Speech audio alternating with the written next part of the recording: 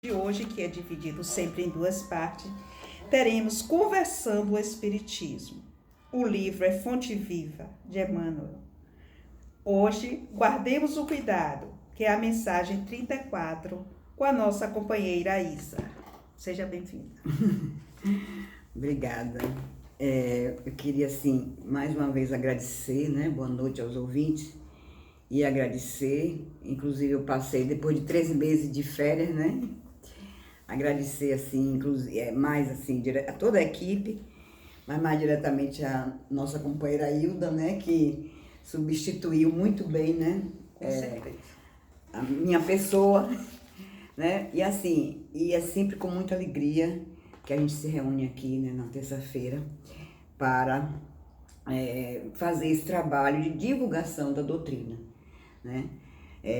Isso é muito importante, inclusive é considerado uma caridade, um ato de caridade fazer essa divulgação.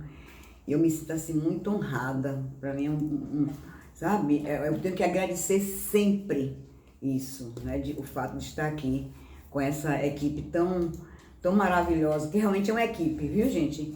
É uma equipe mesmo, não é um grupo apenas, é uma equipe, né? E assim, a gente sempre está cobrindo uma outra quando é necessário. Isso é muito bom e é muito, assim, contagiante mesmo. Então, essa obra de A Fonte Viva, né, de Francisco Cândido Xavier, que foi psicografou, de Emmanuel, como a Sônia falou, ela integra um conjunto de 4 volumes, que é denominada Coleção Fonte Viva. Né? O objetivo é justamente a interpretação de textos evangélicos. Cada obra tem mais ou menos 180 pequenos capítulos, né? Cada uma das 4, né? E eles tecem comentários e reflexões em torno dos ensinamentos do Evangelho. Então, a coleção é completa pelas seguintes obras: Caminho, Verdade e Vida, que foi de 1948, Pão Nosso, que foi de 1950, no ano que eu nasci, Vinha de Luz, 1951, O ano que eu nasci. né, que você nasceu, tá vendo? Hilda foi 48, viu, Hilda? Caminho, Verdade e Vida. Estava planejando a minha encarnação ainda. Pois é, foi em Fonte Viva, foi de 1956, né? Bem, então assim, essa obra, ela é muito importante por conta toda essa importância. Ela é formada de 4, né? 4 volumes, vamos dizer assim. Hoje nós vamos ver o Guardemos o Cuidado, né? E o que quer dizer isso? E no início do capítulo sempre vem uma citação. E desse capítulo tem assim: mas nada é puro para os contaminados e infiéis. Paulo, né? Tito, capítulo 1, versículo 15.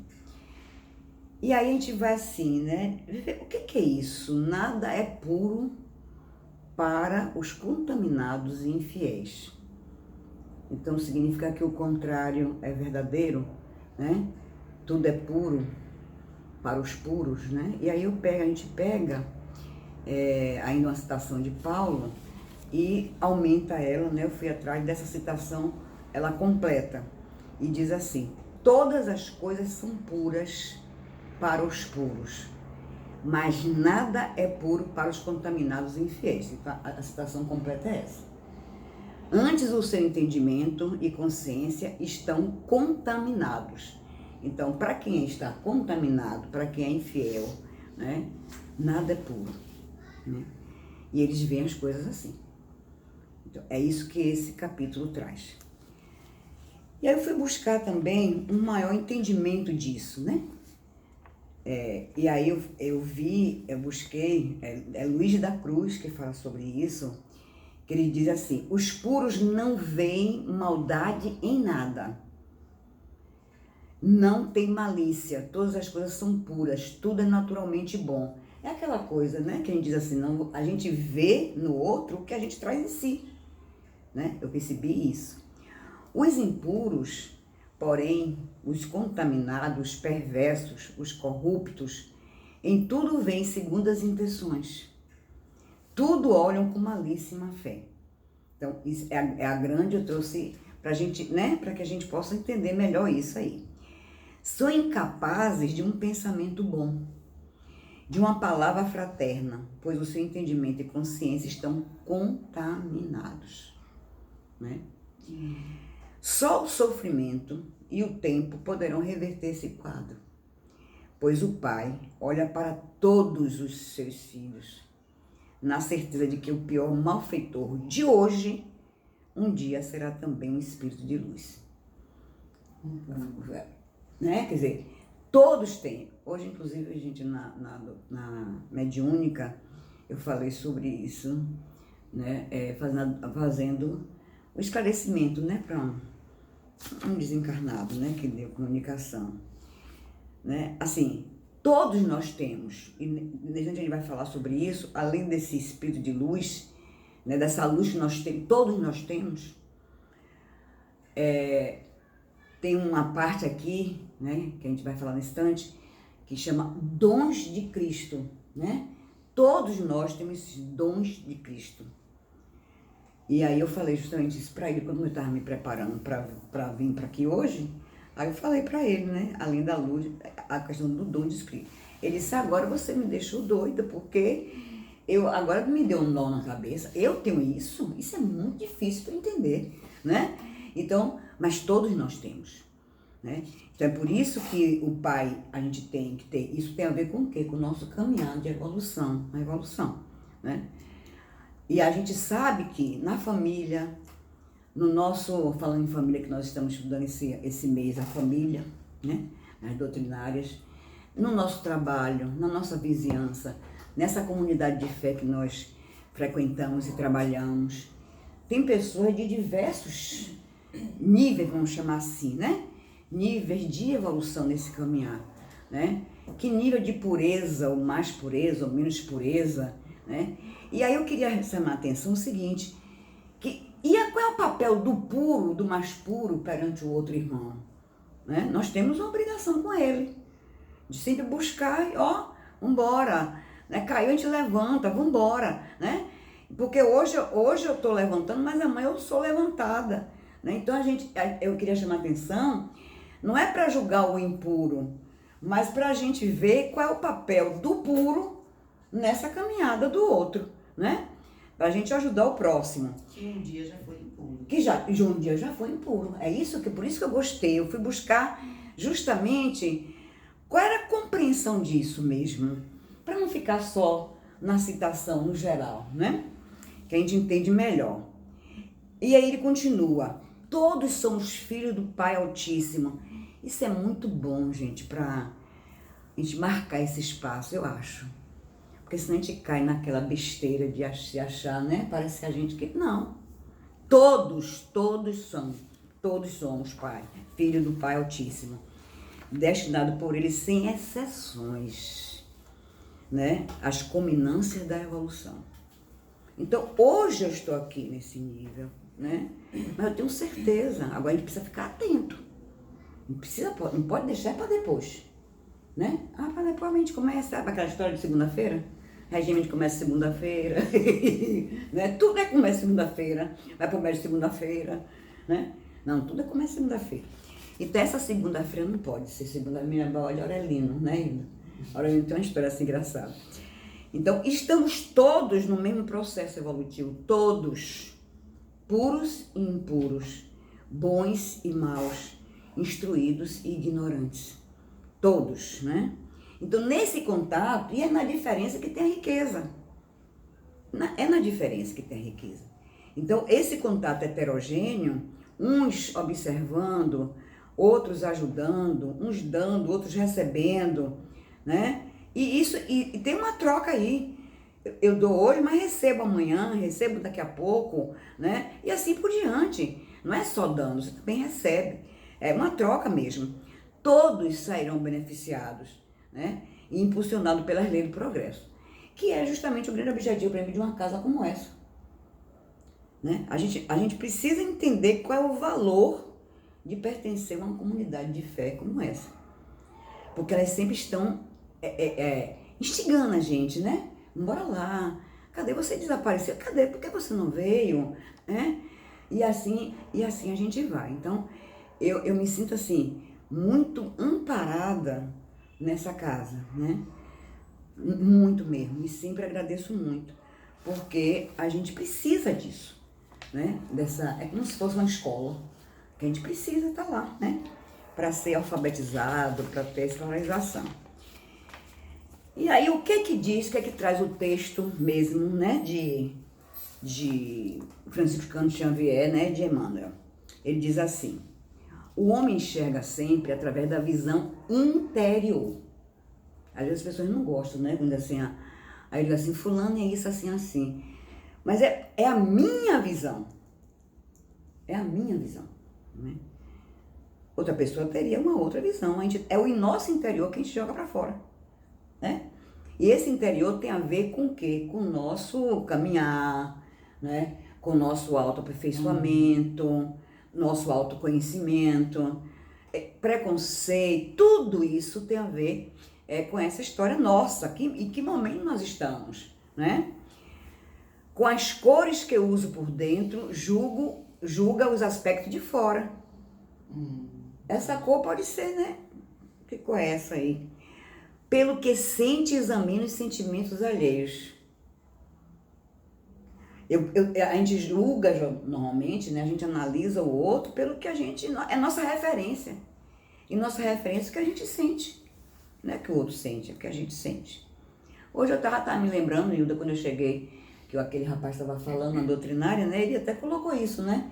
No fim, ele disse que um objeto, se botar vários objetos assim, e aí a depender da sua experiência de vida, da sua vivência, você vê totalmente diferente do outro. É a leitura de um ponto, né? São as mais diversas vistas. Vistas, justamente. É o seu ponto de vista, Justo, né? pronto. Existe um ponto e cada um analisa de acordo com as suas referências. Até ele falou vivência. assim, ele E é o disse, mesmo ponto. se botasse uma aliança, o objeto é o mesmo. Aí uma pessoa que é muito bem casada, ia dizer assim, né? Ai, que amor, que felicidade, né? A outra que não foi muito bem feliz no casamento, minha infelicidade, uma coisa horrorosa, né? Quer dizer, é o que você traz dentro de si, né? É o ponto de vista. Agora a vista depende de cada um, né? Isso aí, e assim por diante. Ele falou vários objetos, né?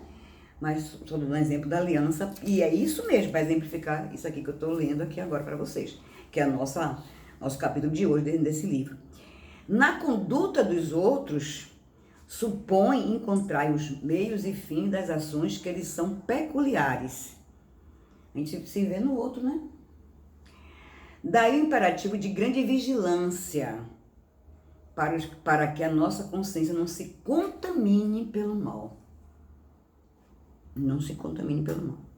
Quando a sombra vagueia em nossa mente, não vislumbramos, senão sombras em toda parte. Às vezes a gente nem se toca nisso, né?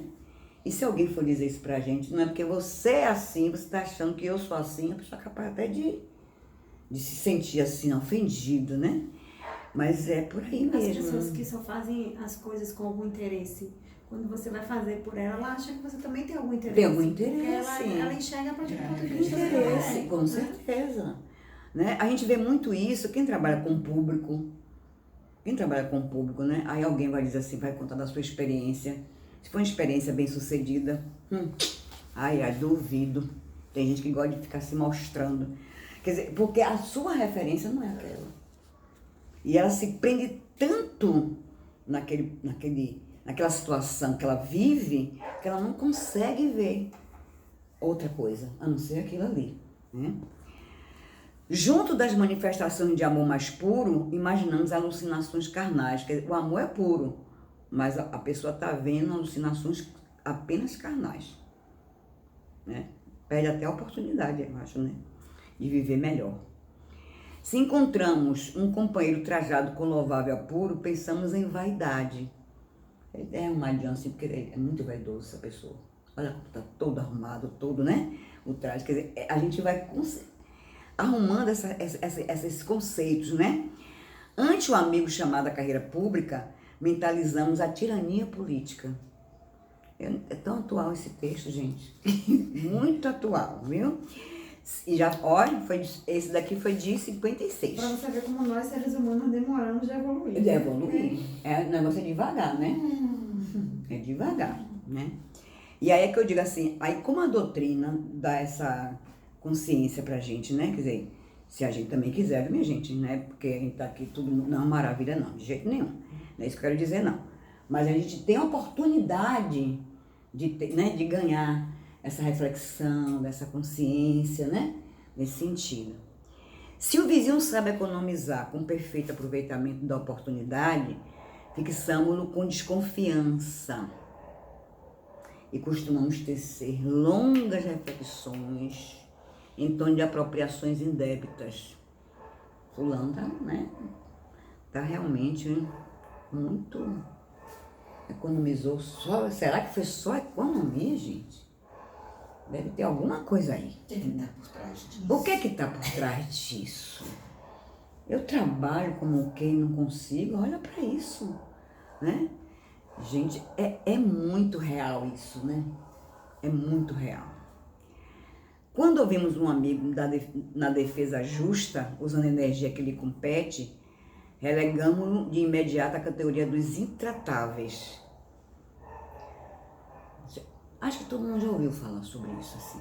Tem gente que busca nas situações, no trabalho, na sua casa. Você me diz assim, não, peraí, gente, isso não é justo, né? Então fica assim, naquela pessoa que briga por todo mundo, que é chata, quer não sei mais o quê.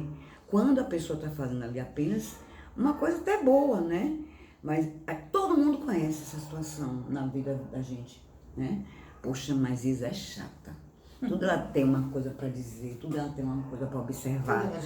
Tudo ela justifica, né? Tudo ela tem um mais para o outro, né?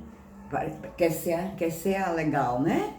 Quer dizer, isso é muito comum a gente ouvir isso, né? Muito comum, mais do que a gente pensa, né? Quando a treva se estende na intimidade de nossa vida, deploráveis alterações nos atingem os pensamentos. Vocês estão lembrados do nome do negócio, do capítulo, né? Guardemos o cuidado.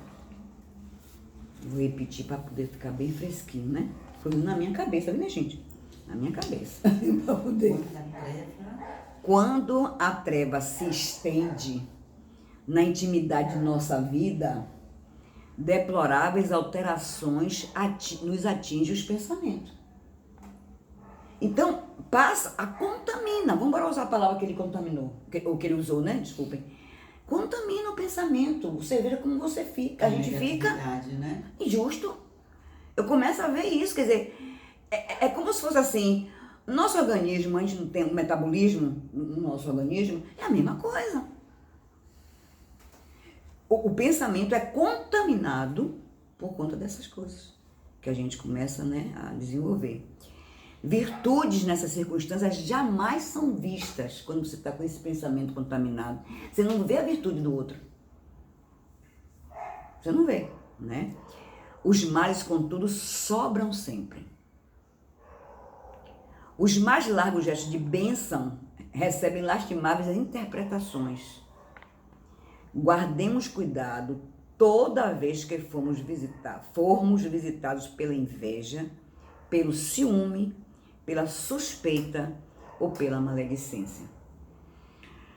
Então, resumindo, né? Nós temos que ter muito cuidado para que a gente justamente não permita que toda essa situação negativa atinja os nossos pensamentos. Porque o pensamento vira o quê? Vira ação, vira atitude, né? Vira forma, Toma forma. E aí, né? Como é que fica isso? Né?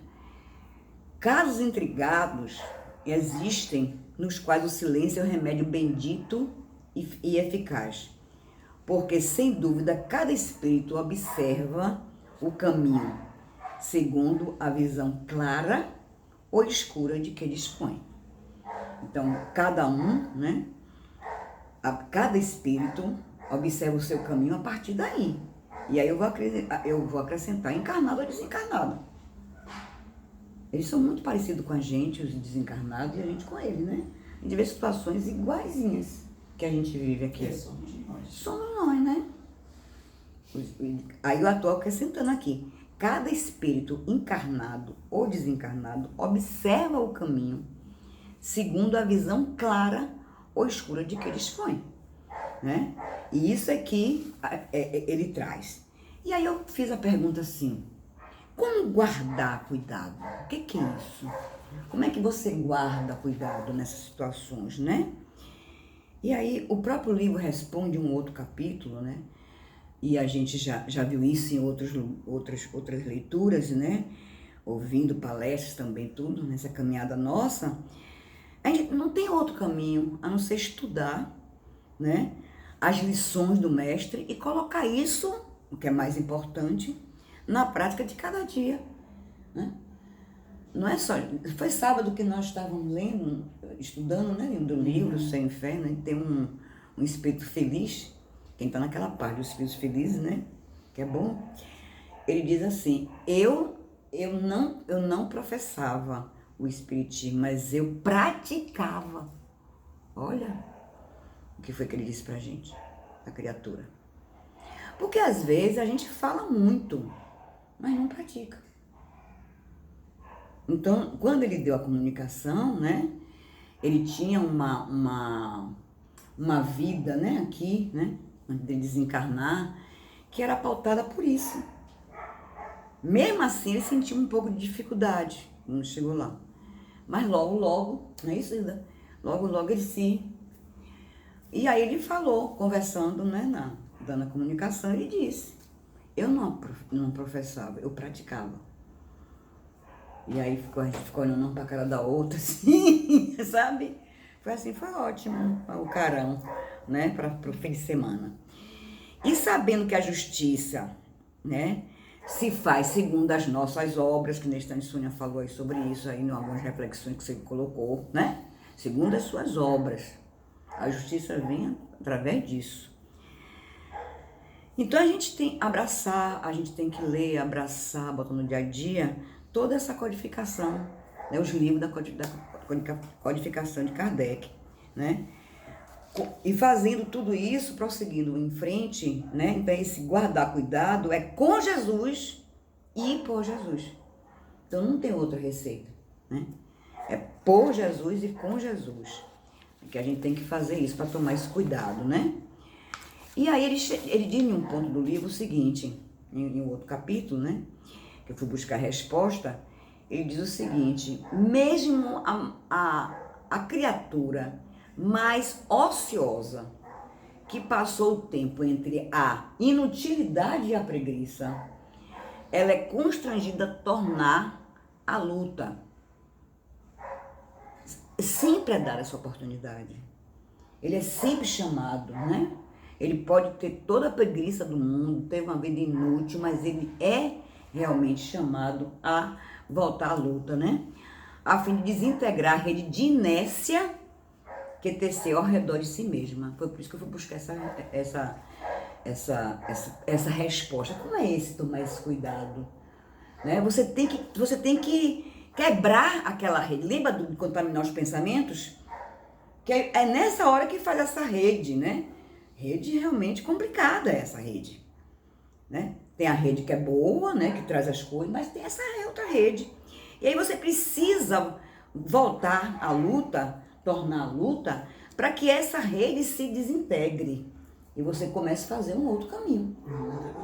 Nova construção, justamente. De uma nova rede, né? Então isso que seria tomar o cuidado. Somente constrói, falando em construção, né, de rede, sem necessidade de reparação, aquele que se inspira no padrão de Jesus para criar o bem. Tudo bem, você teve preguiça, teve uma vida inútil, mas vambora, tá na hora, vambora. Sempre é tempo. E depois tem as várias reencarnações, né? Então a gente precisa. Agora não pode dizer assim, não, vou reencarnar também depois, ainda tem um tempo. Não é isso que está dizendo aqui. A reencarnação eu vejo como uma grande oportunidade de reeducação, não é isso? De aperfeiçoamento, de autoconhecimento. Vamos embora aproveitar. E se a gente construiu aquela rede, vamos embora desintegrar essa rede, vamos embora desmanchar esses nós, né? Para criar uma outra rede, no sentido do bem. E isso a gente faz como, né? Fazer algo em Cristo é fazer sempre o melhor para todos. Não é melhor só para mim. que é um outro aspecto também que eu achei importante trazendo, né? Não é fazer para o individual, né? É o individual, coletivo, coletivo, individual, aquela coisa que se soma, né? Eu sou um individual, mas para ter o coletivo, eu tenho que ter um indivíduo que forma aquele coletivo, né? Bem, sem expectativa de remuneração, sem exigência, sem mostrar-se, sem exibir superioridade, sem tributo de reconhecimento. Desinteressadamente. Então, E aí, como é que diz Marilinda? Como é que diz Marilinda? Seguir Cristo é difícil, né? Ela diz assim mesmo, todo dia ela diz isso. Sempre lembro dela por isso, né? Então, em todos os passos do Divino Mestre, se a gente for observar, né? Ele tem uma ação incessante em favor do indivíduo e da coletividade. Então, a gente precisa aprender essa lição também, né? Não é só... A doutrina sempre me levou a pensar assim, né? Não adianta porque eu faço oração por mim, para meu filho. Não adianta fazer só para eles. Porque se eles estiverem, é melhor fazer oração para todo mundo. Porque assim, se eles estiverem num ambiente bom, tá ótimo. Tá ótimo, tá muito bem acompanhado, né? Então é nesse sentido que eu entendi isso aqui. Sempre não só para você, mas num coletivo, né? E aí também tem a história do dom de Cristo, né? Que em uma outra lição daqui eu trouxe para a gente refletir um pouco. Mas a graça foi dada a cada um de nós, segundo a medida do dom do Cristo. Minha gente, a gente tem um dom do Cristo, olha para isso que maravilha, né? A gente tem um dom do Cristo. A gente precisa, né, desenvolver esse dom. Não precisa desconfiar o outro também tem, você também tem, não precisa. Né? Ela tem, eu tenho, todo mundo tem. Inclusive, como diz assim, o pior malfeitor tem também. É que ele precisa desenvolver, né? Bem, e aí isso é de Paulo, né? Efésios, capítulo 4, versículo 7. Então, assim, a alma... Quanto tempo tem, Senhor? Tem. A alma humana, nesses 20 séculos de cristianismo, é uma consciência esclarecida pela razão, em plena batalha pela conquista de valores iluminativos. Gente, nós temos 20 séculos de cristianismo, né? O campo de luta nosso, essa luta, vamos chamar assim, né? Como eles disseram aqui, ela é situada justamente na nossa vida íntima. Aí a gente fala de novo do autoconhecimento, né? De você ter esse autoconhecimento. Animalidade versus espiritualidade. A luta é essa, né? Então a gente passa o tempo inteiro nisso aí. E nessa evolução, é por isso que a gente precisa guardar cuidado. Guardar cuidado sempre por conta disso. Que é uma luta íntima que a gente tem, né? Milênio de sombra cristalizada contra a luz nascente. Nessa luta a gente vê isso, a sombra e a luz, né? E o homem, pouco a pouco, entre as alternativas de vida e morte, renascimento no corpo e retorno à atividade espiritual, vai plasmando em si mesmo as qualidades sublimes, indispensáveis à ascensão. Então, você veja, quer dizer, a reencarnação, né, que a gente tem várias reencarnações, né, faz parte dessa nossa evolução e faz parte dessa nossa educação. E aí a gente vai aprendendo e vai plasmando, né, as virtudes também, né? Claro que eu não vou falar em outra, vou falar em virtude, né? Porque eu acredito nisso, sempre na nossa melhoria, na nossa evolução, né? E aí, gente, assim, a gente está falando da atividade espiritual, né? Do renascimento no corpo, da atividade espiritual, né? E que essas virtudes, essas qualidades que a gente vai plasmando, constituem justamente as virtudes de Cristo, né? Que a gente tem o dom de Cristo, então a gente vai criando essas virtudes, essas qualidades, que no fundo são as virtudes de Cristo. E aí, nada acontece, né, por acaso. Eu estava estudando isso no sábado, né? E aí eu recebi de uma amiga, Elcia, né? Uma amiga que eu tenho há muitos anos, amiga muito querida. Aí eu recebi uma mensagem dela, né? Que tudo tem a ver com isso, né? Eu digo, realmente não tem coincidência, né? Ela é uma pessoa também muito assim, espiritualizada e tal. E aí ela lembrou de mim, né? Já agradeci porque não tem um autor. Então eu agradeci ao autor, esse irmão que fez isso, que a gente não tem um nome aqui, né? Mas a minha intenção já foi de agradecer. Fora da vaidade. Né? E agradecer a Elsa que compartilhou. Eu, graças a Deus, tenho uns amigos ótimos, viu, gente? O pessoal às vezes fala, né? Nas redes sociais, começando por vocês, né? Tem uns amigos ótimos, não recebo essas bobagens, não. Recebo muita coisa boa. De onde viemos? É o nome do texto. Eu venho de lá, onde o bem é maior. De onde a maldade seca, não brota. De onde é sol, mesmo em dia de chuva, e a chuva chega como bênção. Lá sempre tem uma asa, um abrigo para proteger do vento e das tempestades. Eu venho de um lugar que tem cheiro de mato, água de rio, logo ali, e passarinho em todas as estações. Eu venho de um lugar em que se divide o pão, se divide a dor e se multiplica o amor. Eu venho de um lugar onde quem parte fica para sempre, porque só deixou boas lembranças. Eu venho de um lugar onde criança é anjo, jovem é esperança, e os mais velhos são confiança e sabedoria. Eu venho de um lugar onde irmão é laço de amor, e amigo é sempre abraço. Onde o lar acolhe para sempre como um coração de mãe. Eu venho de um lugar que é luz, mesmo em noite escura, que é paz, fé e carinho. Eu venho de lá e não estou sozinho. Sou catador de lindezas. Sobrevivo de encantamento. Me alimento do que é bom, do bem. Procuro bonitezas e bem-querer. Sobrevivo do que tem clareza e só busco o que aprendi a gostar. Não esqueço de onde venho e vou sempre querer voltar. Meu lugar se sustenta do bem que encontro pelo caminho, junto a maço de alfazema e alecrim. Assim, sou como um passarinho, carregando a bagagem de bondade, catando graveto de cheiro para esquentar e sustentar o ninho. Talvez a vida tenha feito você acreditar que este lugar não existe. Te digo, tem sim. É fácil encontrar. Silencie, respire, desarme-se, perceba. É pertinho. Este lugar que pulsa amor é dentro da gente. É essência, está em cada um de nós. Basta a gente buscar.